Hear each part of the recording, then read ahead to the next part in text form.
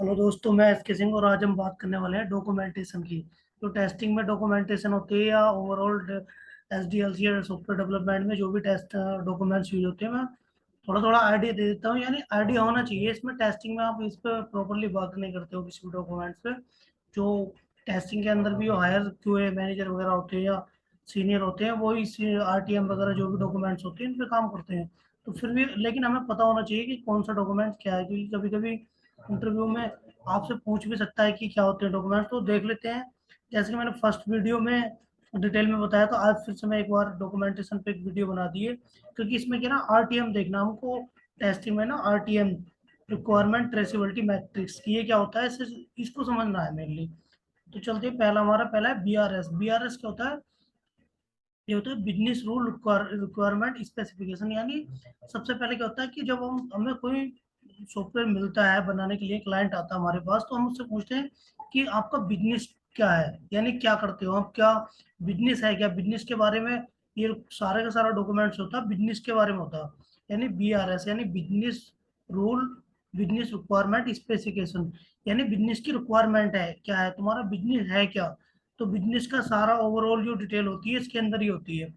यानी क्या होता है, बिजनेस रिक्वायरमेंट स्पेसिफिकेशन। दूसरा डॉक्यूमेंट्स होता है एसआरएस, यानी सॉफ्टवेयर रिक्वायरमेंट स्पेसिफिकेशन। यानी आपको सॉफ्टवेयर किस प्रकार का चाहिए, कैसा सॉफ्टवेयर चाहिए। आपका बिजनेस तो समझ में आ गया हमें, और बताओ एसआरएस दो, यानी सॉफ्टवेयर किस प्रकार का चाहिए आपको। जैसा एग्जाम्पल दिया उसने, उसको बनवाना है, उसका ऑनलाइन शॉपिंग का कोई बिजनेस है, तो बोला मेरा अमेजन की तरह बना दो या फ्लिपकार्ट की तरह। यानी थोड़ा सा आइडिया देता है सॉफ्टवेयर रिक्वायरमेंट स्पेसिफिकेशन में कि उसका वो सॉफ्टवेयर किस प्रकार का सॉफ्टवेयर चाह रहा है। तो ये सारी चीजें देखता है उसमें। ये होता है सॉफ्टवेयर रिक्वायरमेंट स्पेसिफिकेशन। नेक्स्ट इसके अंदर क्या होता है, दो चीजें होती है सॉफ्टवेयर रिक्वायरमेंट स्पेसिफिकेशन के अंदर। एक तो होता है एफ आर एस और दूसरा होता है एन एफ आर एस, यानी F R S functional requirement documentation. यानी इसके अंदर ही होती है आपकी फंक्शनल रिक्वायरमेंट होती है। जो भी फंक्शनल रिलेटेड रिक्वायरमेंट होती है एफ आर एस के अंदर। जो आपका एफआरएस होता है इसके अंदर होती है फंक्शनल रिक्वायरमेंट डॉक्यूमेंट स्पेसिफिकेशन। यानी फंक्शनल, जो भी फंक्शनल रिक्वायरमेंट होंगी आपकी एफआरएस के अंदर होती है। और दूसरा होता है एनएफआरएस, यानी non functional requirement document specification. इसके अंदर होती है आपकी नॉन फंक्शनल, कि आपका कलर कैसा रखना है, आपका लोगो कैसा रखना है, आपका टेक्स्ट कैसा रखना है, फॉन्ट कैसा रखना है उसका। तो ये सारी चीजें होती हैं जो यूआई जो यूआई होता है, जो आपको दिखता है डिस्प्ले पे, तो वो क्या है, नॉन फंक्शनल होती है। तो ये नॉन फंक्शनल रिक्वायरमेंट होती है उसकी, कि वो कलर क्या चाह रहा है, कि बैकग्राउंड कलर क्या है, उसका लोगो का कलर क्या है, हेडर किस प्रकार का चाह रहा है। ये सारी चीजें क्या होती है, नॉन फंक्शनल रिक्वायरमेंट स्पेसिफिकेशन में आती है। और नेक्स्ट होता है आपका एफआरडी। एफआरडी को आप बोल सकते हैं एफआरएस, यानी फंक्शनल रिक्वायरमेंट डॉक्यूमेंट्स। इसका नाम बस टर्मिनोलॉजी अगर देखी जाए, नाम चेंज है लेकिन सेम ही होती है दोनों। एफआरडी होता है आपका, ये एफआरडी होता है फंक्शनल रिक्वायरमेंट डॉक्यूमेंट्स, यानी जैसा बताया था फंक्शनल रिक्वायरमेंट स्पेसिफिकेशन सेम होता है। या तो आप उसको एफआरएस बोल दो या एफआरडी, यानी दोनों एक ही होते हैं।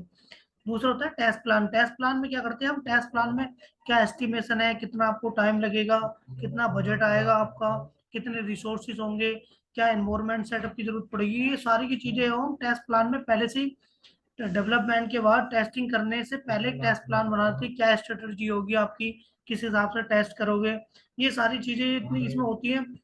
जैसे टेस्ट की रिक्वायरमेंट करना, कि एनालिसिस करेंगे, रिक्वायरमेंट एनालिसिस, डिजाइन स्ट्रेटजी, और defining object as well as test criteria. यानी ये सारी की सारी चीजें, प्लानिंग एलोकेशन, ये प्लानिंग सेटअप टेस्ट एनवायरनमेंट, यानी कि जो भी आपको रिक्वायरमेंट होती है टेस्ट के मतलब टेस्टिंग के अंदर, या कितने रिसोर्स जरूरत पड़ेंगे, कितना टाइम हमारा, ये सारी चीजें टेस्ट प्लान के अंदर आ जाती हैं। ये टेस्ट प्लान पे डॉक्यूमेंट्स होता है, इसको डॉक्यूमेंट्स कर लेते हैं पहले ही हम, टेस्टिंग करने से पहले ही। एक होता है आपका लास्ट में आता है टेस्ट प्लान के पहले, जब हम टेस्ट करना स्टार्ट कर देते हो, हमारा एक रिक्वायर डॉक्यूमेंट्स बनता है आरटीएम।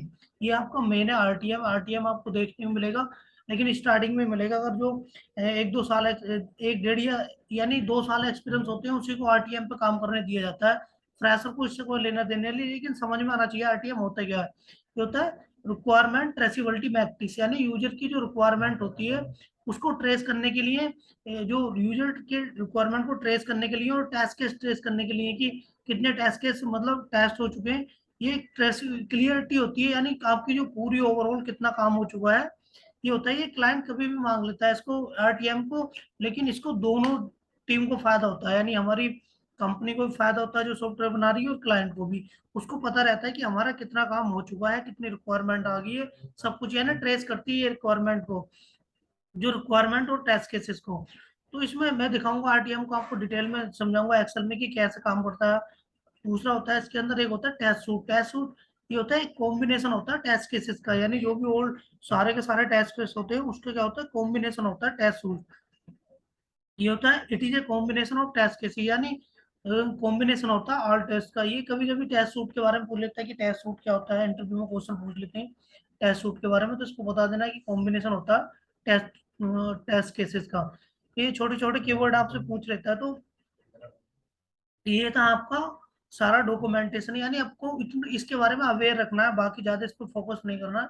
बस एक बार पढ़ लेना है कि देख लेना है ये है क्या, आपको और इसके बारे में जानकारी होनी चाहिए, बाकी आपको काम नहीं करना है। आरटीएम आपको अगर 1-2 साल एक्सपीरियंस हो जाएगा तो आरटीएम तब आपको जरूरत पड़ेगी। लेकिन आरटीएम डिटेल में बताता हूँ कि आरटीएम होता क्या है। चलिए आरटीएम देख लेते हैं। मैं आपको ले चलता हूँ एक्सेल पे, ले चलता हूँ, मैंने पहले से डिजाइन करके रख रखा है, मैं दिखाता हूँ। अब देखिए हमारे पास क्या रिक्वायरमेंट, ये क्या रिक्वायरमेंट है कि आपको लॉगिन और रजिस्ट्रेशन की फंक्शनलिटी है, फिर टास्क करना है। रिक्वायरमेंट 2 में क्या, फॉरगेट एंड लॉगिन की आपको क्या करना है, ये रिक्वायरमेंट है, फॉरगेट एंड लॉगिन करना है, पासवर्ड फॉरगेट करना है और लॉगिन करना है। तीसरा है इसमें न्यू यूजर एंड लॉगिन, यानी नया यूजर बनाएंगे तो वो लॉगिन कर जाए। तो हमने इसके टेस्ट केस लिख दिए 3-4, यानी test case 1 2 3 4। Login test case design कर लिया, रजिस्ट्रेशन टेस्ट केस डिजाइन कर लिया, फॉरवर्ड टेस्ट केस डिजाइन कर लिया, new year test case design कर लिया, यानी टेस्ट केस डिजाइन कर लिए। अब ये होता है ना, ये सारे का सारा आपको ये वाला, ये इतना ये होता है आपका आरटीएम डॉक्यूमेंट्स होता है, इसको बोलते हैं RTM documents, requirement traceability matrix. तो इसके अंदर क्या दिखाऊंगा मैं आपको, जैसे रिक्वायरमेंट है, देख लियो आपने रिक्वायरमेंट 1 2 3 4, यानी आपके पास आई है 10 बार रिक्वायरमेंट आई है, 10 बार अलग अलग रिक्वायरमेंट आई है, उसमें टास्क अलग अलग टास्क है कि पहले रिक्वायरमेंट आपको लॉगिन एंड फंक्शनलिटी।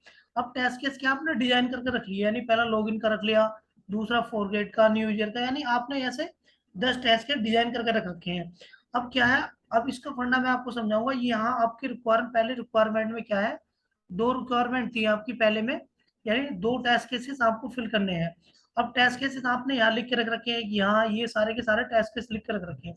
अब पहली रिक्वायरमेंट में क्या थे आपके, 2 टेस्ट केस थे। पहला क्या, लॉगिन का टेस्ट केस था, तो यहाँ फुलफिल हो गया, ठीक है। दूसरा क्या आपका कोई और था कि फॉरवर्ड का हो, तो यहाँ फुलफिल हो गया। अब दूसरी रिक्वायरमेंट में एक ही टेस्ट केस था, तो हमने रिक्वायरमेंट किसमें, टेस्ट केस 3 परफॉर्म हुआ है इस पे। अब चौथी के अंदर 4 रिक्वायरमेंट थे, यानी जो तीसरी रिक्वायरमेंट थी उसके अंदर 3 टेस्ट केस थे, यानी टास्क थे अपने 3 थे। तो पहला टेस्ट केस इससे टेस्ट केस 2 हो गया इसमें, दूसरा क्या लगा 5 हो गया, और तीसरा 7 लगा। अब इस प्रकार से सारे के सारे ना ये टेस्ट केस कर लेंगे। अब देखना क्या है, जो हमारे टोटल नंबर इधर आ रहे हैं ना, ये सारे के सारे ये 21 है, और 21 ही आपके इधर आ रहे हैं। ये क्या है, आपकी ये वाली रिक्वायरमेंट है सारी की सारी, और ये आपकी क्या है, ये टेस्ट केसेस है, ये वाला कॉलम, इतने टेस्ट केस आपने परफॉर्म किए हैं। यानी ऐसा नहीं, आपने अगर लॉगिन के लिए टेस्ट केस लिख के रख लिया, हो सकता है कि लॉगिन का टेस्ट केस आपका रिक्वायरमेंट 7 में भी ऐसी कोई फंक्शनलिटी आई हो जिसमें लॉगिन करने के लिए बोल रहा हो, तो आपको दोबारा से उसके लिए क्या करना है, लॉगिन का टेस्ट केस क्या करना, नहीं लिखना। हमारे पास लॉगिन का टेस्ट केस ऑलरेडी लिखा हुआ है, लॉगिन फंक्शनलिटी हमने टेस्ट भी कर रखी है, तो अगर हम इसे स्किप भी कर देंगे एक बार तो भी चलेगा। लेकिन इसको कर लेते हैं, जैसे हमारे पास टाइम कम है और हमें काम ज्यादा है, तो लॉगिन को स्किप करके उसको ट्रू मतलब लिख दिया उसको कि हाँ टेस्ट डन है, क्योंकि लॉगिन तो आपने 3 बार पहले यहाँ एक रिक्वायरमेंट यहाँ में भी लॉगिन कर रखा था, यहाँ भी टेस्ट किया है, रिक्वायरमेंट 4 में भी और रिक्वायरमेंट 7 में भी आपको टेस्ट के सेम। तो आप अगर नहीं भी चलाओगे तब भी चलेगा, क्योंकि 2 बार आप उसको टेस्ट कर चुके हो लॉगिन को। आप अगली फंक्शनलिटी, जैसे आपकी कोई ये फंक्शनलिटी कोई और फंक्शनल टेस्ट केस है, उसको आप वहाँ रन करके एग्जीक्यूट करके देख सकते हो। तो दोस्तों ये था इसमें ट्रेसी मतलब RTM, RTM requirement traceability matrix.